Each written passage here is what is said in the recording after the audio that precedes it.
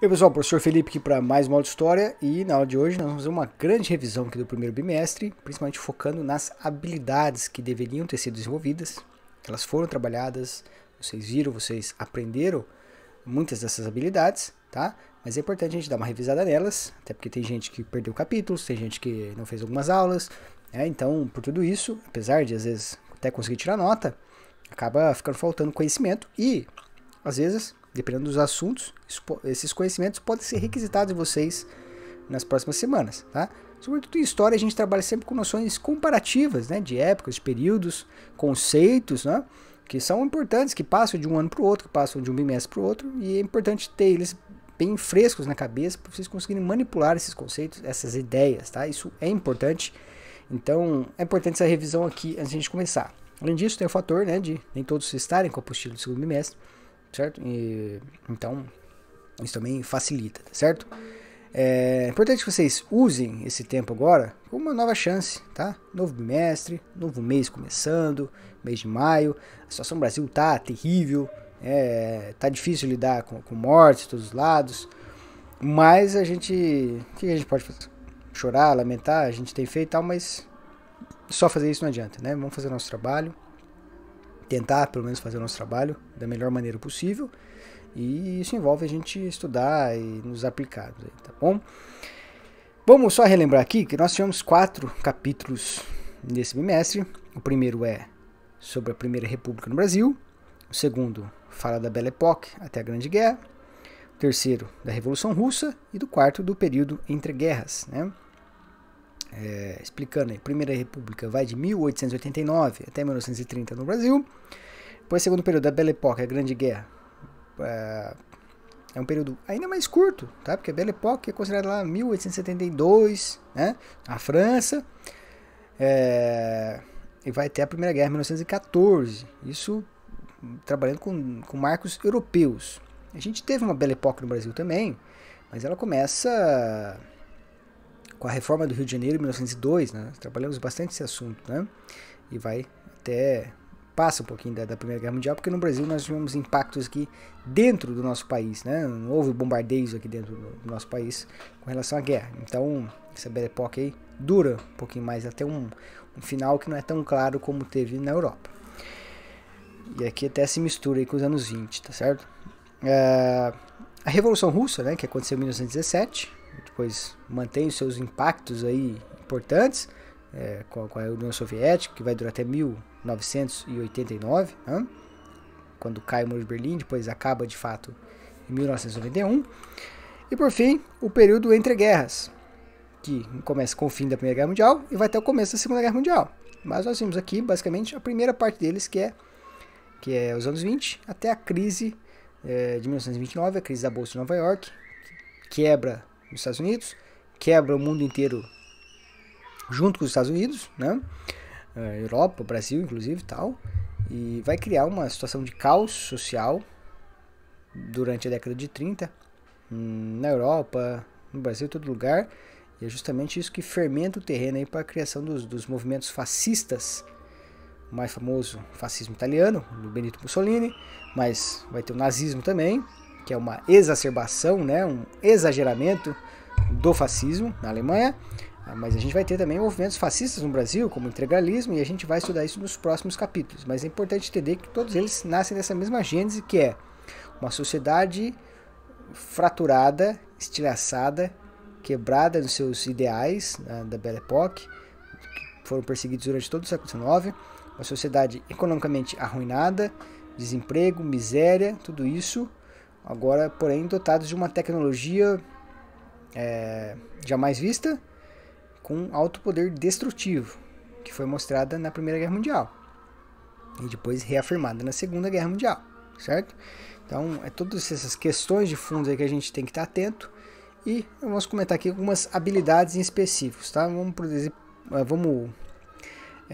tratar aqui indo por habilidades e não por capítulos, tá bom? É uma visão geral, panorâmica, e depois a gente vai ter as questões para praticar isso também. Deixa eu ver se tá o slide certo aqui.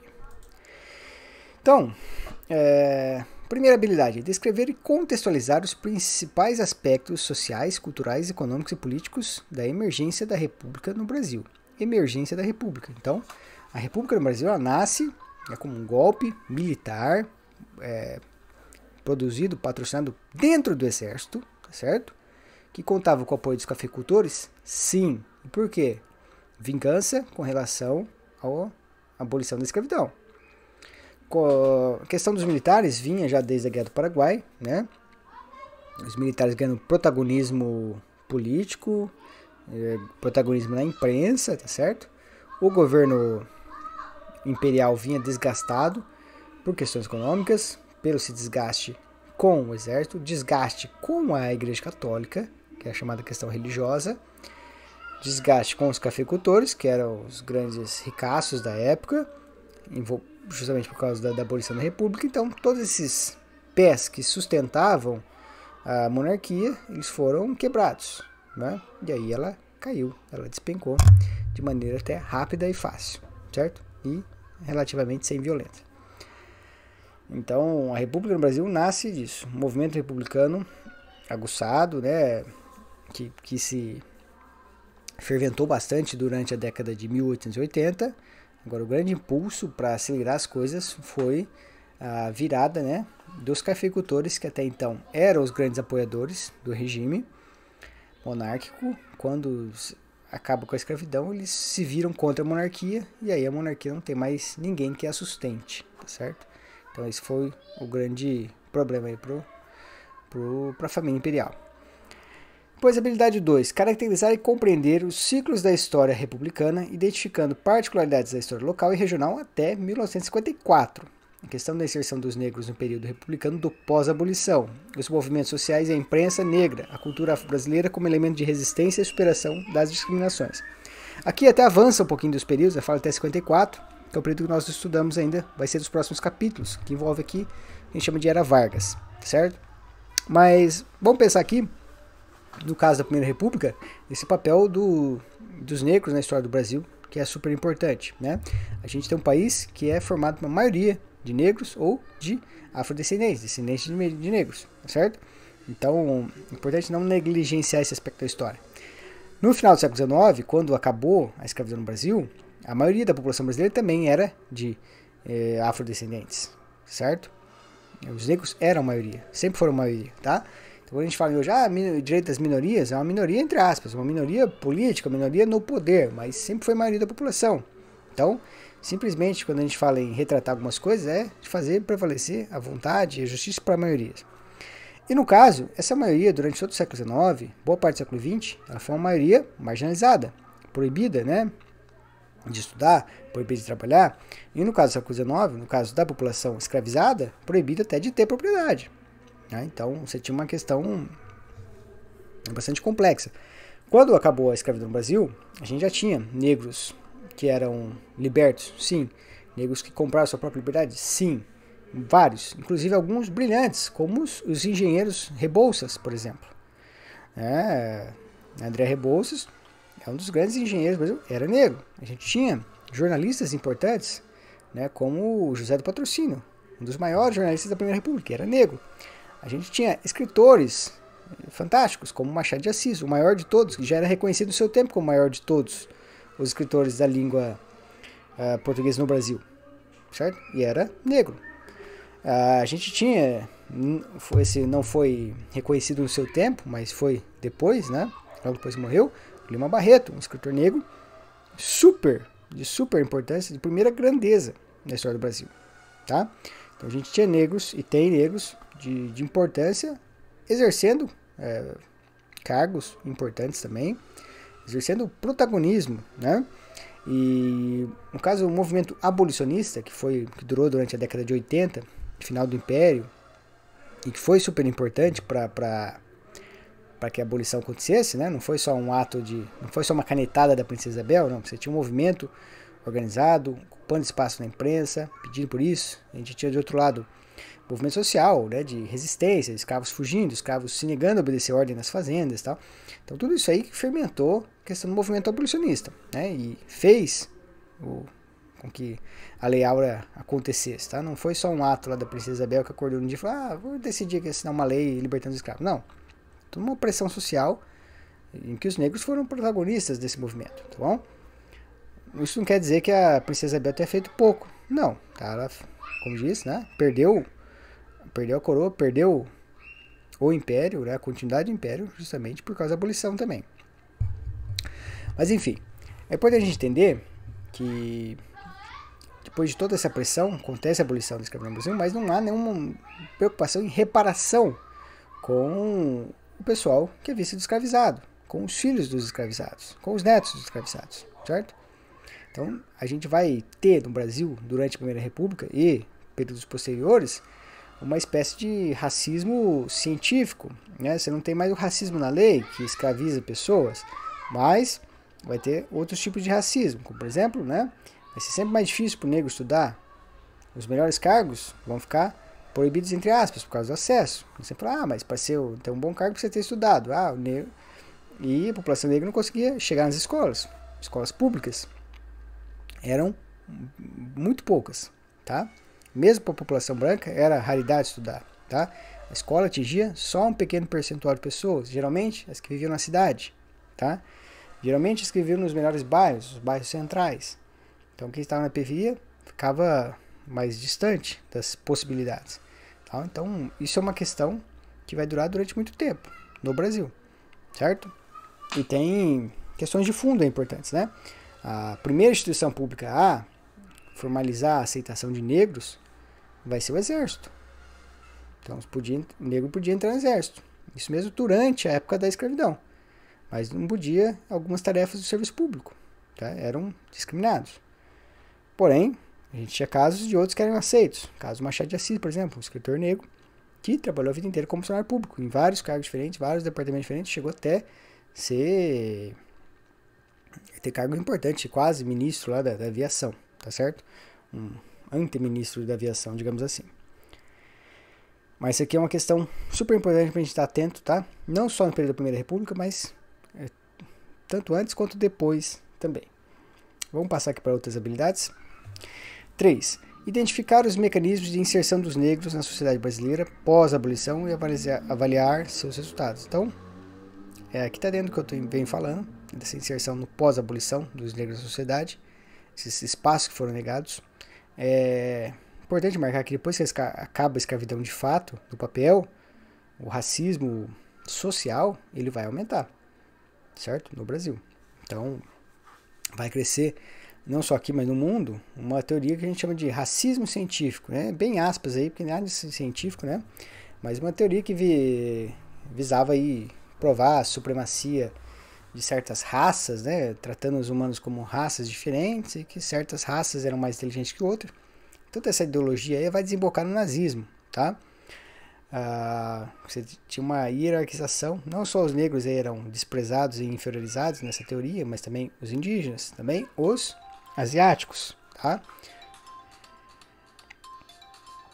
Os asiáticos, desculpa aí pessoal, os asiáticos, tá? Eram desprezados, chineses, japoneses, tá? Então, tinha toda essa questão muito forte, tá bom? Depois, tá certo? Essa questão racial aí que eu falei, a gente tem a habilidade 4 aqui. Discutir a importância da participação da população negra na formação econômica, política e social do Brasil. Primeira República e suas características, contestações e dinâmicas da vida cultural no Brasil entre 1900 e 1930. Então, da população negra já falei aqui bastante. Falamos isso de maneira diluída nos capítulos. Eu não tenho um capítulo específico para isso, mas sempre foi pontuado ao longo das aulas, tá? E é uma coisa para também a gente praticar a observação no nosso dia a dia. Ao assistir um filme, ao ler um livro, essas coisas acabam sendo importantes ainda hoje, tá? São coisas que a gente presencia na sociedade. Depois, né, as características do Brasil, né, na Primeira República, tá? A dinâmica cultural. A gente tem que pensar então como o Brasil daquela época. Um Brasil que tinha aspectos bastante interessantes, curiosos até. A primeira participação de intelectuais, dos grandes intelectuais do Brasil, nos governos, nos órgãos do governo, era maior naquele tempo. Machado de Assis, como eu já citei, um Rui Barbosa da vida, que era um grande intelectual da época, um Olavo Bilac, um poeta que teve espaço também no seu tempo. Então, a Primeira República não é só um bando de oligarcas corruptos, tá? Tem uma ideia muito errada da Primeira República, como essa ideia da corrupção, de oligarquia, de pessoas meio que burras, que ficavam imitando os estrangeiros, cheio de modismos, tá? É uma visão bastante preconceituosa desse período, que foi justamente construída na Era Vargas, no período do Estado Novo. Queriam se vender como novo e traçar todo um quadro que pintava essa Primeira República como uma república velha, ultrapassada, cheia de vícios, cheia de problemas, tá bom? Então é importante a gente ter esse olhar, que é bem legal. Outra coisa que caracteriza essa dinâmica da Primeira República é o contexto internacional. Havia o que seria chamado na época de teoria do diamante liberal, de que o mundo era um concerto de nações, né? Que funcionava como uma espécie de diamante, um diamante só, o mundo, e com vários lados, né? Aquele diamante esculpido, né? Lapidado, e cada lado daquele era uma nação, e cada nação trazia sua contribuição para o mundo, certo? Essa era a ideia, basicamente. E no Brasil, no lado econômico, a contribuição do Brasil era o café. E você tinha contribuições culturais também de cada país e tal. Lógico que, no caso do Brasil, uma nação nova, nesse contexto da época, via-se que cultura mesmo, quem trazia eram os europeus. Os países novos tinham que aprender muito, tinham que engatinhar, eram países novos, promissores para o futuro, mas que ainda não eram nada. Caso do Brasil, caso dos Estados Unidos, caso da Argentina, tá certo? Mas,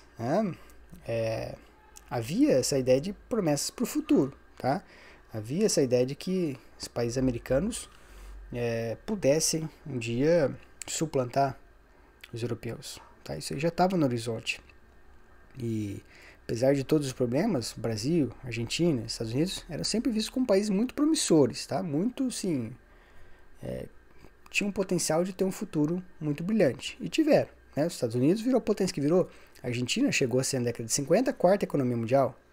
E o Brasil demorou mais para isso, mas chegou a ser a quinta economia mundial. Chegou a ser, de 1930 até 1980, o país que mais cresceu no mundo, economicamente falando. Tá? O Brasil foi um país muito respeitado na década de 50, 60, né? Inclusive culturalmente, com o movimento da Bossa Nova e tal. Já fomos um grande país do qual se orgulhar, né? Mas faz tempo que temos problemas. Então, essa cultura internacional da Primeira República é bem legal, porque não tinha muita ideia de atraso, não. O Brasil é atrasado, isso é uma ideia lá da década de 80, tá? O Brasil estava assim, alinhado, as tecnologias chegavam rápido, tá? Um pouquinho antes, né, do Império ainda, né, mais perto dessa época, o Dom Pedro II foi a primeira pessoa do mundo a dar um telefonema. Ele era amigo do Graham Bell, o inventor do telefone, tá? Então, assim, o Brasil não estava atrasado, igual a gente costuma supor. Tá? Estava atrasado em questões sociais, escravidão e tal. Mas você tinha coisas importantes aí para colocar o país dentro de um contexto internacional, numa posição de destaque, e apontar como um país promissor e até, digamos aí, se orgulhar, né? Inclusive, as características da literatura desse período era muito dessa literatura cívico-patriótica que a gente fala, literatura que se orgulhava muito do país e contava, né, as vantagens do país, né? Algumas até tinham traços ufanistas, de achar que o Brasil é o melhor país do mundo, custe que custar e tal, né? Então, eram características importantes da época, beleza? Vamos passar aqui para as outras habilidades, que eu não quero que passe de 20 minutos essa revisão, né? Ou se passar um pouquinho só. 11. Identificar e relacionar as dinâmicas do capitalismo e suas crises, os grandes conflitos mundiais e os conflitos vivenciados na Europa. 11. Identificar as especificidades e os desenvolvimentos mundiais da Revolução Russa e seu significado histórico. E 12. Analisar a crise capitalista de 1929 e seus desdobramentos em relação à economia mundial. Essa parte aqui da 12, indo de trás para frente, eu já falei bastante aqui da crise e também é o conteúdo que está mais fresco na memória de vocês, foram as últimas aulas. Tá? Crise de especulação, de superprodução da Bolsa de Nova York que arrasta o mundo inteiro por caos. A 10, né? Identificar e relacionar as dinâmicas do capitalismo e suas crises, né? É importante entender isso. A Primeira Guerra Mundial vem justamente num período de muito crescimento econômico, muita expansão, só que expansão de impérios, que foram, em um momento, bater de frente. Né? E eles bateram tanto de frente que aconteceu o quê? Se chocaram. E nessa disputa por espaço, a Alemanha, por exemplo, era a grande potência que podia destruir, acabar com a Inglaterra. Porque via tendo um crescimento industrial fantástico, gigantesco, no final do século XIX. Né? Desde a união da Alemanha, né, como a gente conhece hoje, 1871, ela teve um crescimento gigantesco. Então era um grande risco para a Inglaterra. Era um grande risco para a França, porque era vizinha da França. E tinha disputas fronteiriças, Alsácia-Lorena e tal. Por outro lado, ela ameaçava a Rússia do lado de lá. Né? Disputavam territórios da Polônia, no leste europeu. Então, por tudo isso, esse choque de imperialismo, né, que tem a Alemanha como grande ali, estado que estava em expansão, e essa expansão incomodava velhas potências, que estavam perdendo espaço diante da Alemanha, esse choque então de imperialismos que vai provocar, né, que vai desencadear a Primeira Guerra Mundial. Certo? O estopim tem a ver com Sarajevo, questão da Bósnia, da Sérvia, mas esse choque de imperialismos é que explica, economicamente falando, essa estrutura de crise que formou a conjuntura da guerra. Depois, a questão da Revolução Russa, certo? E os desdobramentos, né? A Rússia era um país super atrasado, economicamente falando, né, comparando com a Europa, é um país nesse sentido muito mais parecido com o Brasil do que com países europeus de vanguarda, como França e Inglaterra, não. Ou Alemanha, não. A Rússia parecia mais com o Brasil, um país rural. Agora não tinha escravidão, mas tinha muita servidão ainda na Rússia, né? E com outros problemas que envolviam um império gigantesco, nacionalidades sufocadas ali dentro. Então, tudo isso atrapalhava a questão da Rússia. Agora, por outro lado, a gente tinha a formação de um movimento socialista, comunista, internacional, desde lá de meados do século XIX, 1848, quando é lançado o Manifesto do Partido Comunista, por Karl Marx, Friedrich Engels. E a expectativa desse movimento socialista no mundo era que o socialismo vai vingar em países avançados, Inglaterra, França ou Alemanha. E era a expectativa de todo mundo. Por quê? Porque o Karl Marx, né, o grande pensador do socialismo científico, o socialismo marxista, ele via o socialismo como um aprimoramento do capitalismo, uma segunda fase. Então era inimaginável você implantar um sistema comunista, socialista, num país que nem tinha virado capitalista de direito ainda, que era o caso da Rússia, era o caso do Brasil. Você tinha pequenas partes desse país que eram capitalistas, mas o todo, nada, eram países muito atrasados, né, muito distantes da realidade dos países capitalistas avançados. Então você tinha todo esse problema de fundo. Agora, ao conseguir fazer vingar ali uma revolução comunista, né, que não foi, ela não é uma revolução como Karl Marx pensou, como Friedrich Engels pensou, como os pais do socialismo, do marxismo pensaram. Não. Tá? Foi um comunismo, entre aspas, do jeito que deu para fazer. Né? E esse do jeito que deu para fazer teve muitas variações em relação ao que se pensava como comunismo original. Tá?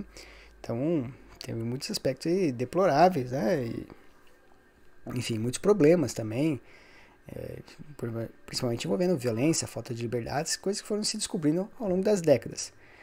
Agora, a importância da Revolução Russa é de mostrar um novo horizonte, uma nova forma de organização social e econômica que não era capitalista e que até então o mundo não havia experimentado. Né? E que também fugia das organizações monárquicas. Então, apresentava ali um outro modo de pensar a vida, de organizar a vida social, a vida econômica, a vida produtiva e a vida política. Né? E era uma novidade. E foi uma alternativa ao capitalismo durante praticamente aí 6 décadas. A gente pensa a década de 20 até a década de 80. A partir da década de 80, fim da União Soviética, morre essa questão do socialismo como uma alternativa de fato. Né? Tanto que a China hoje é um comunismo muito diferente, né? Um comunismo que pratica o capitalismo. Então, são outras questões, né? Não vamos falar de China aqui hoje. Mas os desdobramentos são esses. Vai polarizar o mundo, né? Entre o modelo capitalista e o modelo socialista. Depois da Segunda Guerra Mundial, vai polarizar, né? União Soviética e Estados Unidos. Mas é a mesma representação de modelos diferentes. tá certo? Que vão estar ali contrapostos e que vão lançar ideais, né? Ideais que nem todos vão ser aproveitados, né? Mas vão jogar ali coisas para o debate. Por exemplo, no caso da Europa, a gente vai desenvolver, né, o que muitos autores consideram uma terceira via, que é a social-democracia, que mistura elementos do comunismo, do socialismo, com elementos do capitalismo. Tá? Principalmente na questão de concessão de benefícios do estado de bem-estar social para a população. Certo? São ideias que não estavam no capitalismo do século XIX, nem na superdesenvolvida Inglaterra, mas passaram a estar, inclusive na Inglaterra, no século XX, por causa dessa influência comunista ou dessa alternativa que passou surgindo no horizonte, né, que representava a União Soviética. Então você tem países capitalistas que a gente quer continuar capitalista, mas para que a gente continue, a gente precisa ceder algumas coisas para as classes trabalhadoras. Tá?